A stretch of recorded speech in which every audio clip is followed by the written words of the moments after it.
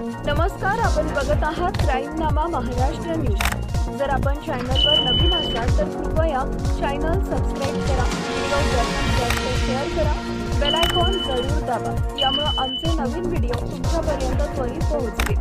आता वळूया आजच्या विशेष बातमीकडे। सावरकर चौकात कचऱ्यात आढळले आधार व मतदान ओळखपत्रे, आचारसंहिता कक्षाकडून पोलिसात गुन्हा दाखल। अतिरिक्त आयुक्तांच्या आदेशानुसार भरारी पथकाची धडक कारवाई। लोकप्रतिनिधित्व अधिनियम आणि भारतीय न्याय संहिते अंतर्गत FIR नोंद।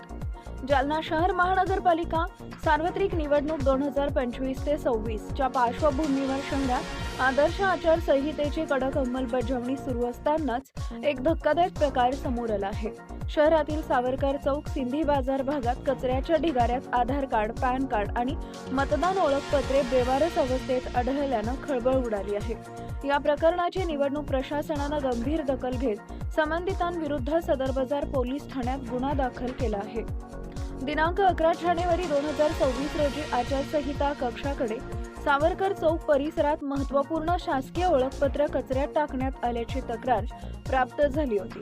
अतिरिक्त आयुक्त अर्जुन गिराम यांनी या प्रकरणाचे गांभीर्य ओळखून तातडीने भरारी पथकास घटनास्थळाची पाहणी करून अहवाल सादर करण्याचे आदेश दिले होते। भरारी पथकाचे प्रमुख DN हिवराळे यांनी प्रत्यक्ष पाहणी केली असता तक्रारीत तथ्य असल्याचं निष्पन्न झाले। अतिरिक्त आयुक्तांच्या लेखी आदेशानुसार जावा क्रमांक 111 पथक प्रमुख श्री हिवराळे यांनी पोलीस प्रशासनाकडे रीतसर तक्रार दाखल केली। या तक्रारीच्या आधारे पोलिसांनी पुढील कलमान्वये गुन्हा FIR नंबर 0024/2026 नोंदवला आहे।